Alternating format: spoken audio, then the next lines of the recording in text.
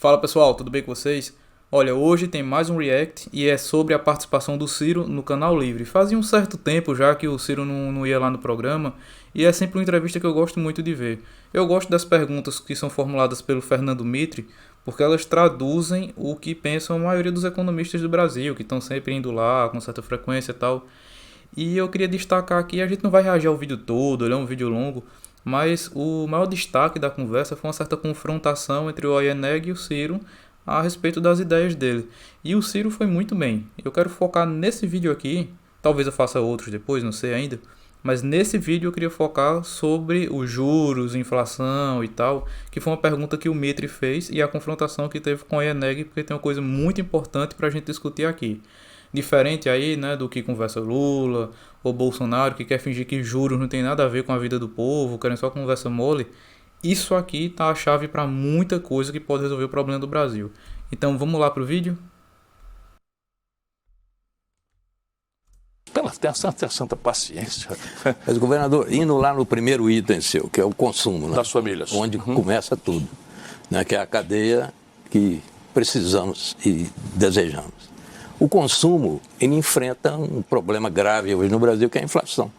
A inflação, há muito tempo que não se via essa tragédia que tem aí. 10 entre 10... Mais precisamente, creio eu que seja 27 anos. Talvez seja uma inflação em 27 anos, se não me engano é isso. 10 economistas que passam por aqui defendem o juro como um instrumento para combater a inflação. Os 10 estão enganados. O senhor tem outra posição. Vamos pensar juntos. Eu pergunto, o que é que se opõe no lugar do aumento de juros para combater a inflação? Vamos pensar juntos. Vamos raciocinar juntos. Lembrando que o Banco Central é independente. Isso. E lembrando que o senhor, como presidente da República, não vai poder mexer. Não ali. pode mexer, ainda que o senhor tenha dito o seguinte: convidarei o presidente do Banco Central, mas o senhor pode convidar quem o senhor quiser, ele pode não ir. Ele é presidente do Banco Central. Mas eles irão. Não, irão porque o senhor quer. O senhor disse. Exatamente. Sim. Se eu for ele é presidente do Brasil, a primeira providência minha será restaurar a autoridade da presidência da República. Sim, mas a autoridade da presidência da República trocando o presidente do Banco Central, a revelia por uma autonomia da lei, feita pelo Centrão, o Lira, no meio de uma pandemia, sem discutir com ninguém. Que legislação? O Banco Central é independente. Não, eles criaram um estatuto de autonomia que é completamente... Vamos lá, vamos seguir só um pouquinho. Lesivo ao povo brasileiro. Independência. Autonomia. Independente é a Venezuela, é a Argentina. Não. Ele tem um mandato de 4 anos. Mas isso é autonomia, não é independência. Independência é da Venezuela. Ok, ele tem autonomia. Ele não pode ser demitido. Assim, o Oianeg que ele fez uma confusão aqui e tal, sabe? Que é uma coisa conceitual que muita gente erra também. Assim, uma resposta ao Oianeg, sabe quem é que diz, Oianeg, que o Banco Central não é independente e sim que ele é autônomo? O próprio Banco Central. Eu abri aqui na outra aba um PDF do Banco Central, chamado Autonomia... Assim, é uma apresentação de slides, né, salvo em forma de PDF, mas tipo, Autonomia do Banco Central do Brasil, uma agenda necessária. Tiago Berriel, diretor de Assuntos Internacionais e Gestão de Riscos Corporativos, de 2019. E você vai ver aqui, ó, no primeiro slide, tem independência total, né, que é ser independente. Você chama de independência. Independência operacional, sabe? Também conhecido como autonomia. E aqui você tem a diferença. O banco de independência total, ele não só define o como ele vai atuar, mas ele também define as próprias metas, sabe? E o banco de independência operacional, como o nome já diz, operar, ele vai ter independência para operar, para alcançar as metas que foram estabelecidas externamente, sabe? O que também é um certo problema. Eles usam aqui ao longo da apresentação para defender a autonomia, sabe? Que muitas vezes, e está correto assim alguns argumentos, que muitas vezes os políticos pensam a curto prazo para garantir sua reeleição e por aí vai. E que muitas políticas monetárias alcançam seus objetivos a longo prazo e que os políticos não estariam interessados nisso. Se por um lado isso protege um pouco de certos interesses, mas por outro, quando você tem um político que tem um projeto complexo como o Ciro, que depende de muitas peças para funcionar e que pensa no longo prazo, como é que você sabe que o Ciro pensa no longo prazo? É simples. Ele nunca tentou uma reeleição, ele recebeu o governo de uma pessoa, Depois foi lá, passou para outra, essa pessoa voltou em outro momento, mas depois passou para outra, e para outra, e para outra, e para outra. E não é uma certa tradição no Ceará, desde a época do governo que veio antes do Diciro, que foi o de Tasso Gereissati, está retornando e se perpetuando no poder. Você tem lá, e o melhor de tudo, você vai trazendo gente nova. Isso é o mais importante. Então, ele já tem um histórico de fazer a parte dele e bola para frente. Sabe, o Ciro, ele voltou agora para a política. Antes dele voltar para a política, ele estava ganhando mais de 100 mil reais por mês na iniciativa privada, sabe? Então ele voltou para a política porque ele quer trabalhar a política, porque ele quer aplicar um projeto que ele tem para o Brasil. Simples. Essa certa autonomia do Banco Central é um problema? É. Esse mandato cruzado aí que fizeram, que o Bolsonaro nomeou um presidente de Banco Central e tem lá toda a diretoria e vai ter que ir trocando de 2 em 2 anos, vai trocando. É um problema. É um problema e isso aí tem que ser consertado. Esse é um ponto que eu até perguntaria ao Ciro de como ele planeja consertar isso. Ele vai convidar o cara a se retirar e tal.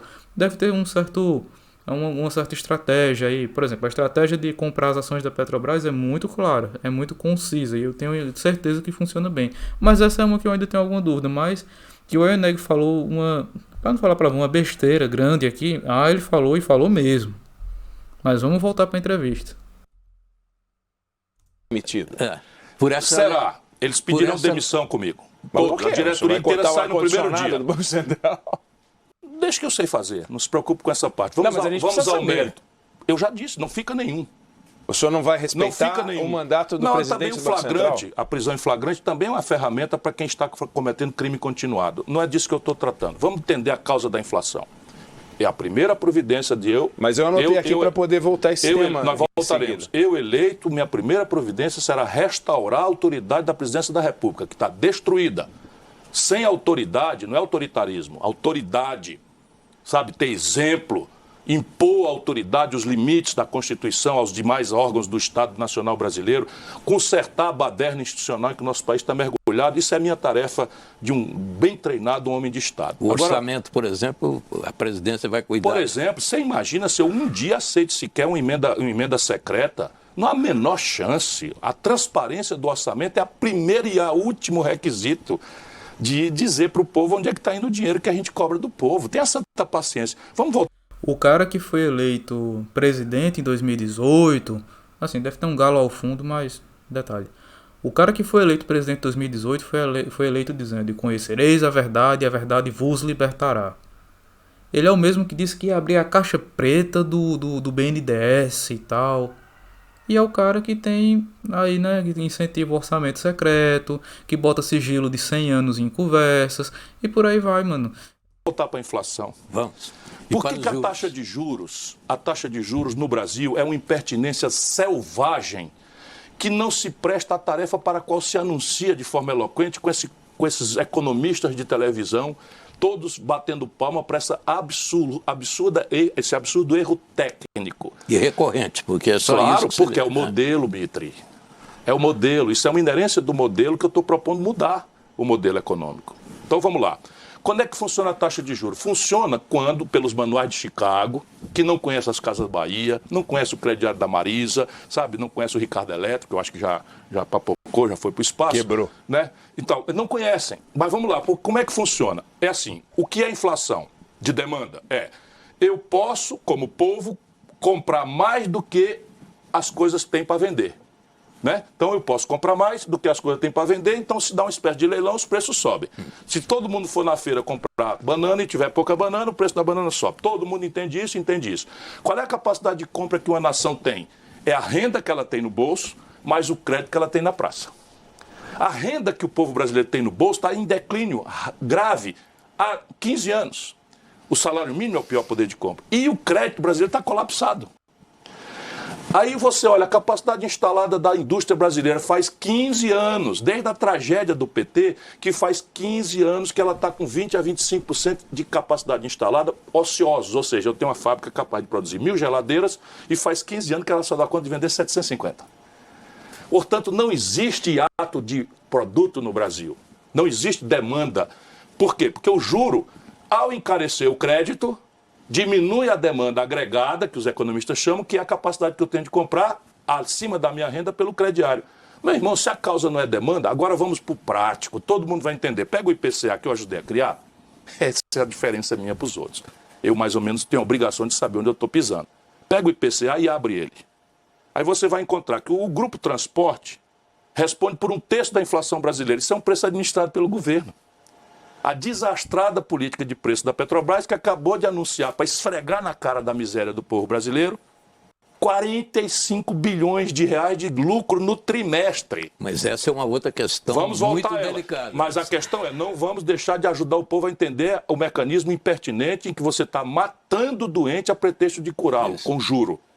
Então veja, qual é o efeito da taxa de juros sobre um preço administrado e determinado pelo governo? Gasolina, querosene de aviação, diesel para o... Mas como o governo administra o preço da gasolina? Mas é simples de fazer, é claro que é o governo. Não é. Não é. É claro que é o governo. É claro que é o governo. É claro que é o governo. Mas, governador, o senhor vê que nós estamos fugindo de entender porque que juro é aberração. Não, só isso. A pergunta simples para encadear o raciocínio. Eu volto à Petrobras com todo o prazer. Tá, então vamos. Porque eu vou fazer o diagnóstico para a gente fazer o porque o senhor falou que é um preço administrado pelo governo. Não, a gasolina, o petróleo não é. É da Petrobras. Os derivados de petróleo no Brasil são um preço administrado pelo governo. Isso é trivial. Não faça essa discussão porque você fica mal para os seus espectadores. Não, e o bom é que o Eneg, depois que isso aí vai para o intervalo, depois volta e o Eneg vem perguntar ao Ciro, né, o temperamento dele, a pergunta de sempre. E falar como se o Ciro fosse uma pessoa aí, né, que se estressa, que estoura e tal. Mano, o Ciro tá sendo muito educado aí, ele tá dizendo, cara, não seja burro, mas ao invés de dizer que ele é burro, ele fala, não faça isso. Sabe, mais educado do que isso. Eu acho que eu não seria mais educado do que isso. Porque mais uma vez ele está falando bobagem. E eu não vou nem precisar pesquisar um material extra, porque o próprio Eneg daqui a pouquinho ele vai baixar a bola aí, porque o próprio Mitre vai concordar com o Ciro. O nome é preço administrado, está na definição do Banco Central, mas não é o governo que decide qual é o preço da... É o governo que decide. Não é, governador. Mas vamos em frente. Vai ficar mal para você isso. Vamos vai ver. Olha, quando a gente fala em juros no Brasil, a gente não consegue desenvolver o raciocínio. A gente volta à questão da Petrobras e do Banco Central daqui a pouco. Claro, vamos terminar essa e eu tenho mais uma pergunta para fazer para o senhor na sequência. A pergunta simples, qual é o efeito da taxa de juros sobre um preço administrado pelo governo como os combustíveis? Zero, nenhum. Então, aumentou o juro, a gasolina vai baixar? Tem algum correio de transmissão que faça esse efeito acontecer? Não tem. Tem, Eduardo Eneg? Não tem. Pronto. Não tem. Vamos ao outro preço. Energia elétrica, administrado pelo governo. Acabaram de autorizar 25% do governo Bolsonaro, a Agência Nacional de Energia Elétrica, criminosamente, porque nenhum insumo cresceu 25%. A matriz hidráulica brasileira não se alterou. É por indexação a câmbio, que é uma impertinência roubalheira, oficializada com leis protegendo, que é essa a tragédia do Brasil, leis protegendo a roubalheira, criaram o IGPM, indexaram as tarifas públicas ao dólar, descomprimiram de custo. Então aumenta a energia elétrica do Ceará 25%, e qual é o efeito do juro sobre isso? Não fuja da pergunta, tem algum efeito?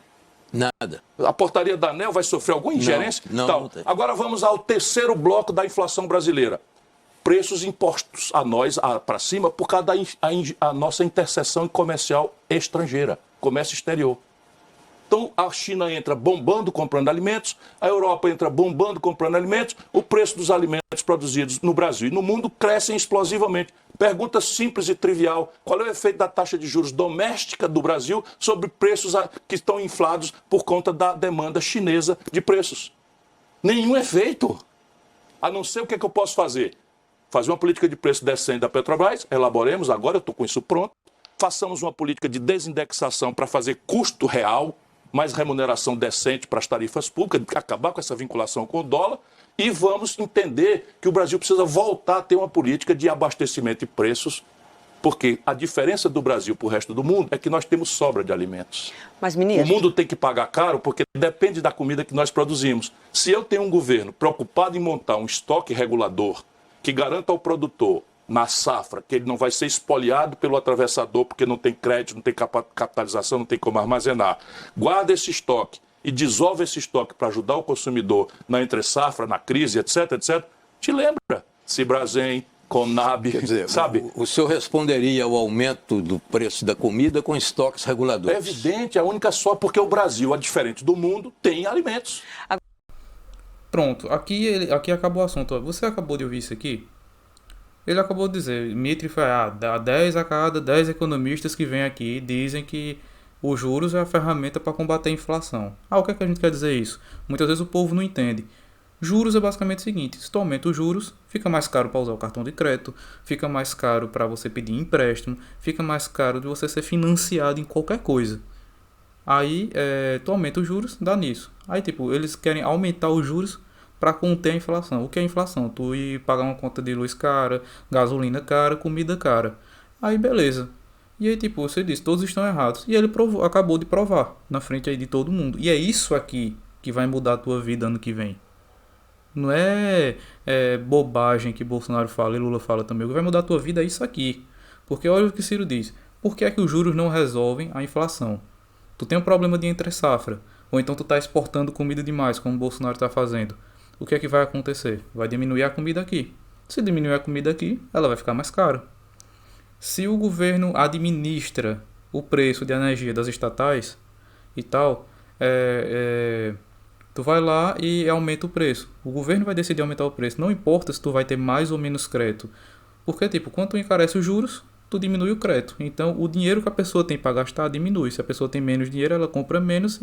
Se o consumo é menor, os preços deveriam cair. Mas aí tu tá falando de combustível. Quem controla o preço? Governo. Tu tá falando de energia elétrica. Quem controla o preço? Governo. Tu tá falando de comida. O governo tem como baratear a comida com estoque regulador. Então tu tem como ter alternativa para tu. Mas aí e a demanda?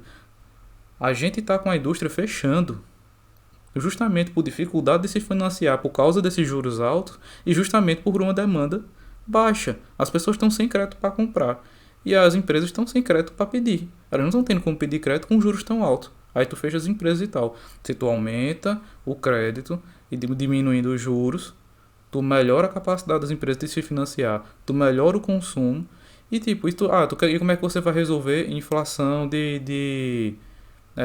energia elétrica? Cara, tá acima do aumento de qualquer insumo, como o Ciro falou. Então é totalmente artificial esse aumento da energia elétrica.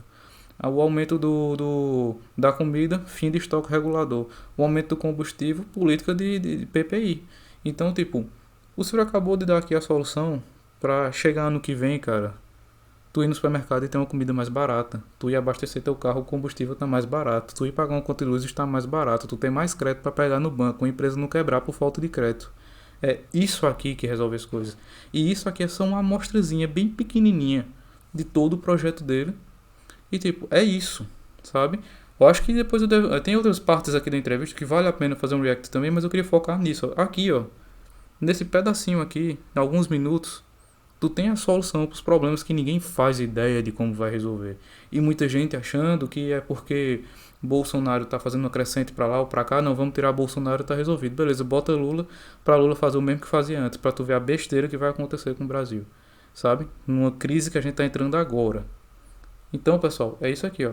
Esse vídeo aqui é sensacional. O Ciro aqui, ele falou umas verdades assim na cara de gente tão intoxicada, como é o caso do Eneg, que dá gosto de ver. Então é isso aí, pessoal. O que vocês acharam dessa entrevista? Deixa a opinião de vocês aí embaixo para eu dar uma conferida.